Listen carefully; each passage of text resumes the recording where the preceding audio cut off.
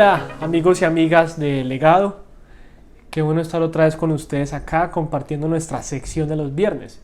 Recuerden que venimos muy juiciosos estudiando y meditando un poco sobre el Salmo 119 y hoy me corresponde compartir con ustedes la sección de la letra Kaf y Lamed.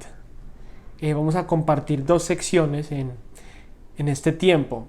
Entonces, ¿qué tal si oramos juntos? Y bueno, sé que Dios nos valora el día de hoy porque cada vez que abrimos la palabra, definitivamente Dios habla. Oremos entonces. Dios, gracias por este tiempo. Gracias en el nombre de Jesús por permitirnos escuchar y aprender tu palabra. Sabemos, Señor, que definitivamente el poder no viene de mí ni de ninguno, sino que viene de ti, de tu palabra. Y te damos gracias porque eres tú quien transforma nuestras vidas. Y te ruego, Señor, que a través de esos estudios que estamos haciendo los viernes, vamos a tener más amor, pasión y compromiso por obedecerte. En el nombre de Jesús oramos y pedimos también la guía de tu Espíritu. Amén. Ok, entonces vamos a leer juntos del Salmo 119, de los versos 81 al 96. Vamos a leer entonces de corrido qué nos dice este fragmento de la palabra. Dice así, verso 81. Esperando tu salvación se me va la vida. En tu palabra he puesto mi esperanza.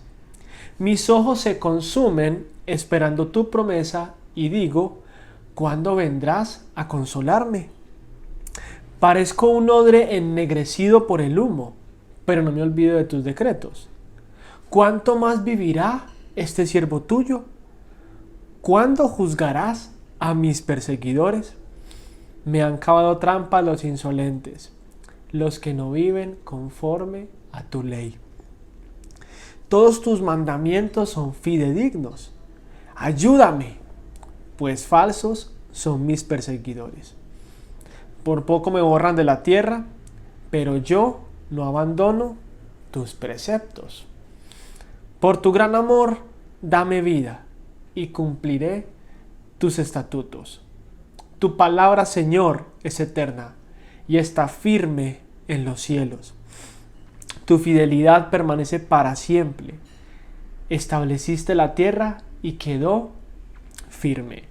Todo subsiste hoy conforme a tus decretos, porque todo está a tu servicio. Si tu ley no fuera mi regocijo, la aflicción habría acabado conmigo. Jamás me olvidaré de tus preceptos, pues con ellos me has dado vida. Sálvame, pues te pertenezco y escudriño tus preceptos. Los impíos me acechan para destruirme, pero yo me esfuerzo por entender tus estatutos. He visto que aún la perfección tiene sus límites. Solo tus mandamientos son infinitos. Podríamos quedarnos horas y horas meditando acerca de lo que este salmo nos dice y hablando. Bueno, en este caso, aprovechemos el tiempo que tenemos y quiero dividir el salmo en ciertas partes, como siempre lo hacemos, para que podamos entenderlo mejor.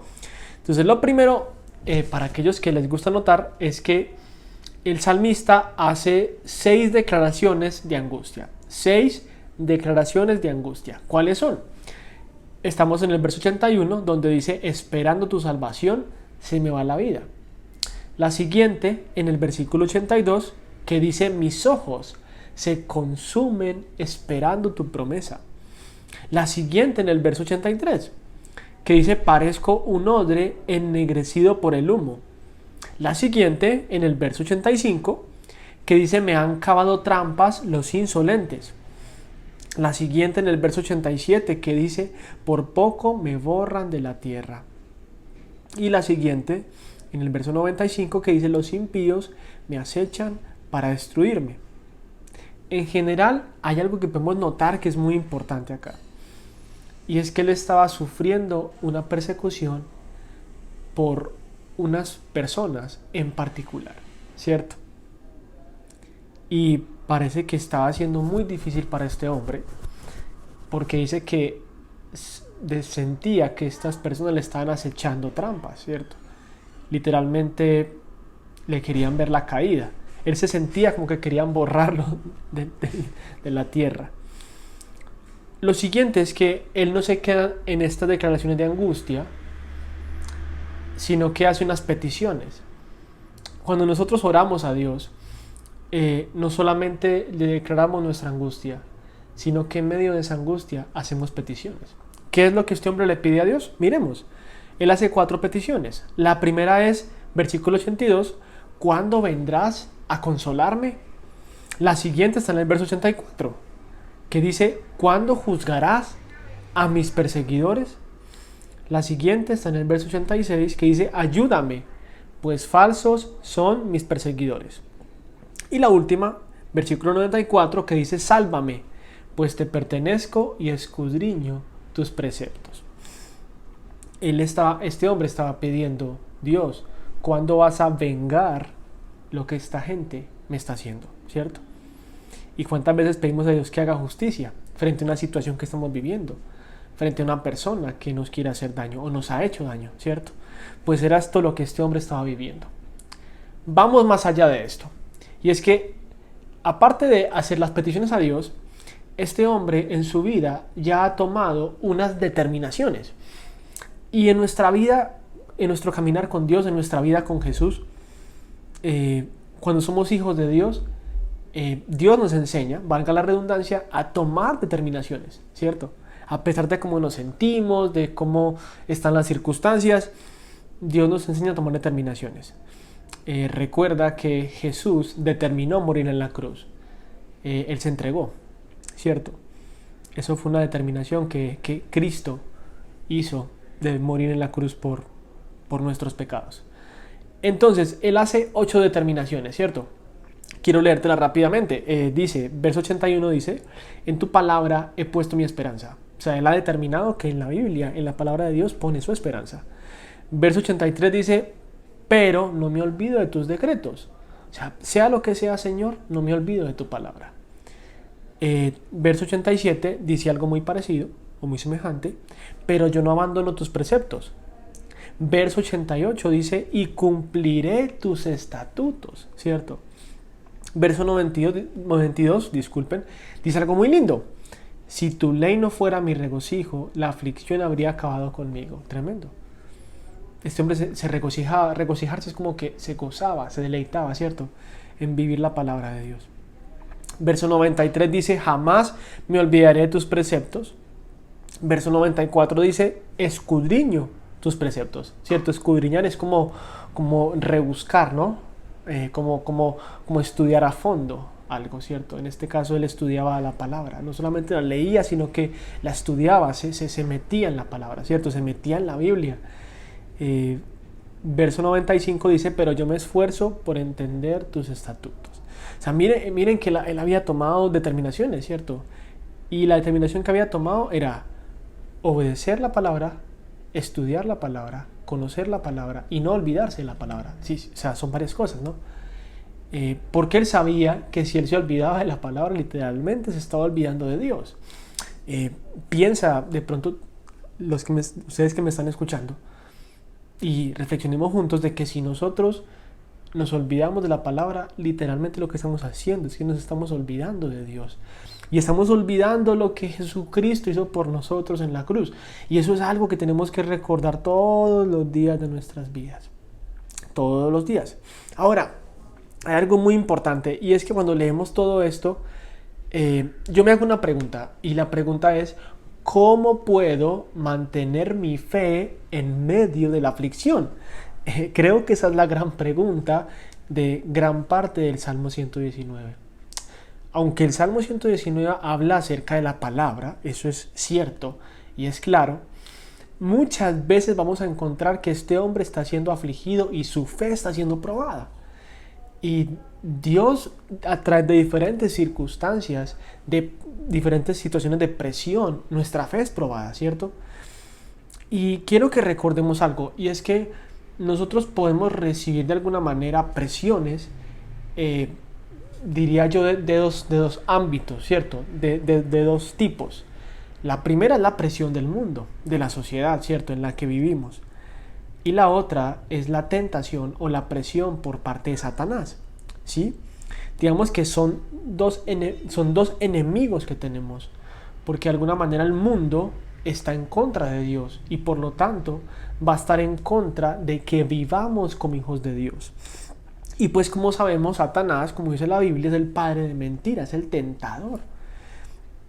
Y él obviamente es nuestro enemigo y está buscando que perdamos o nos debilitemos en nuestra fe, que perdamos la esperanza. Entonces, en base a esto, quisiera mencionarles rápidamente varias cosas que puedo recordar referente a lo que la palabra de Dios es y hace en nuestras vidas. Porque en estas situaciones donde estamos viviendo tiempos difíciles, presiones, tentaciones, es muy importante recordar qué es lo que la palabra hace en nuestras vidas y qué es lo que Dios nos ha prometido que hace a través de la palabra en nosotros, ¿cierto? Entonces lo primero, así rápidamente, es que la palabra de Dios es esperanza, ¿cierto? De hecho, este hombre decía, en ti he puesto mi esperanza, en tu palabra he puesto mi esperanza. Bueno, la palabra de Dios es esperanza. Ustedes pueden leer el Salmo 135 y dice, espero al Señor, lo espero con toda mi alma, en su palabra he puesto mi esperanza. Tremendo. O sea que la Biblia, al ser la verdad, es una realidad en la que podemos poner nuestra esperanza. No solamente en este mundo, sino en la vida eterna. ¿Cierto que sí? En la vida que viene.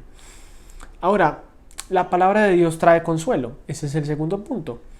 Podemos leer Jeremías 31:13, que dice, entonces la Virgen se alegrará en la danza, y los jóvenes, nos habla a nosotros, y los ancianos a una, también se alegrarán, ¿cierto? Cambiaré su duelo en gozo, los consolaré y los alegraré de su tristeza. ¿Cuántas veces abrimos nuestra Biblia y encontramos consuelo, ¿cierto? Encontramos gozo. Nos acordamos de que Dios ya ha derramado gozo en nuestro corazón. Lo siguiente es que la palabra de Dios declara juicio. Recuerden que en el Salmo este hombre le estaba pidiendo a Dios que cuándo iba a juzgar, ¿cierto?, a sus enemigos, cuándo iba a hacer justicia. Bueno, la palabra de Dios declara un juicio. ¿Y qué clase de juicio? Podemos ver dos tipos, ¿no? Así de manera muy general. El primero, segunda de Pedro 2:9, dice, todo esto demuestra que el Señor sabe librar de la prueba a los que viven como Dios quiere y reservar a los impíos para castigarlos en el día del juicio. O sea que va a haber un día donde Dios va a juzgar a aquellos hombres y mujeres y personas que se oponen a su palabra, que están en contra de Él, ¿cierto?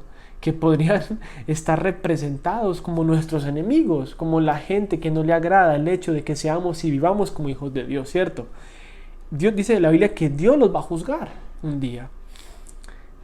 Ahora, también hay otro juicio o otra persona a la que Dios va a juzgar. Apocalipsis 20:10 dice, el diablo que los había engañado será arrojado al lago de fuego y azufre, donde también habrá sido arrojados la bestia y el falso profeta.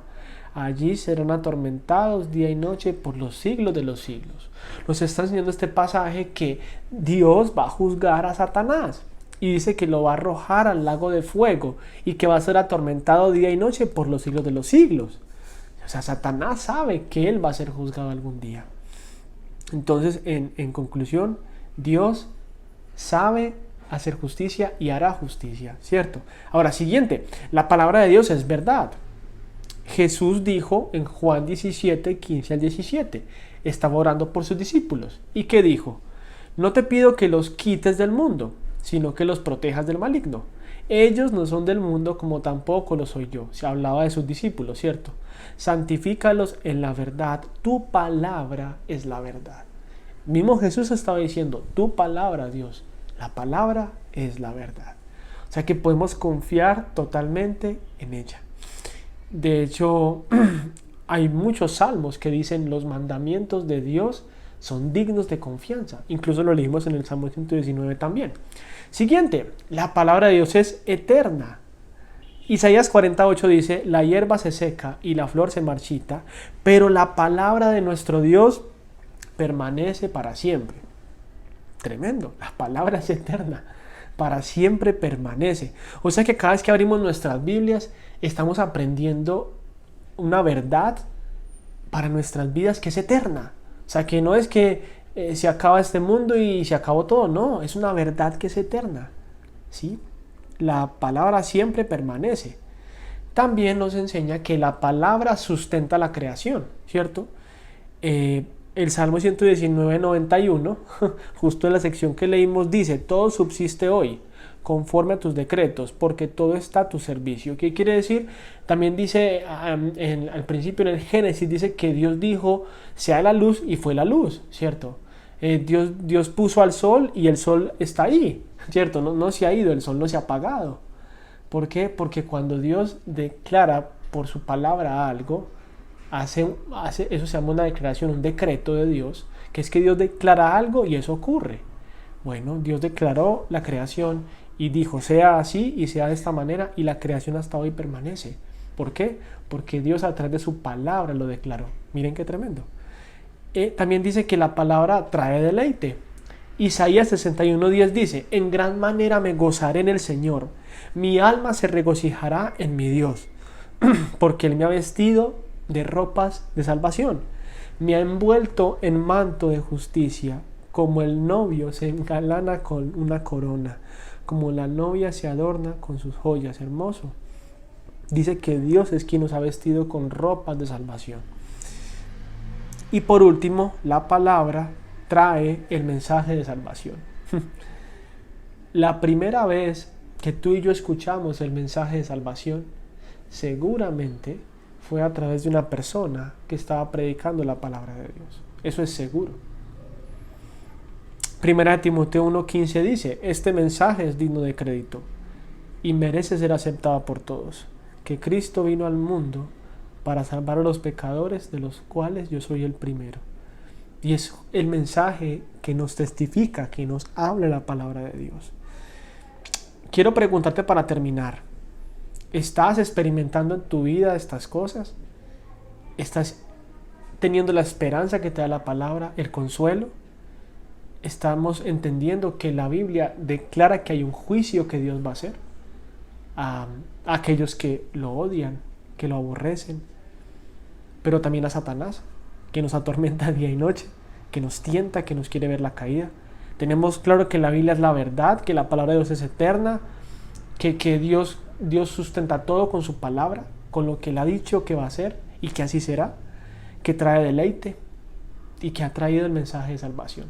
La palabra es la que nos ha hablado del Evangelio, y el Evangelio nos habla de que Jesús vino a este mundo, que vivió como hombre, que murió en la cruz y que al tercer día resucitó.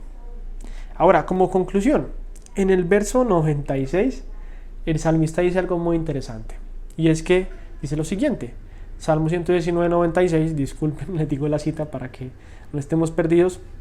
He visto que aún la perfección tiene sus límites, solo tus mandamientos son infinitos. Podemos ver lo más perfecto en este mundo, lo más impresionante, lo más maravilloso, pero eso termina. Pero solo la palabra de Dios es infinita. En conclusión, solo la palabra es eterna. La pregunta es: ¿estás creyendo en lo eterno o en lo que pasa?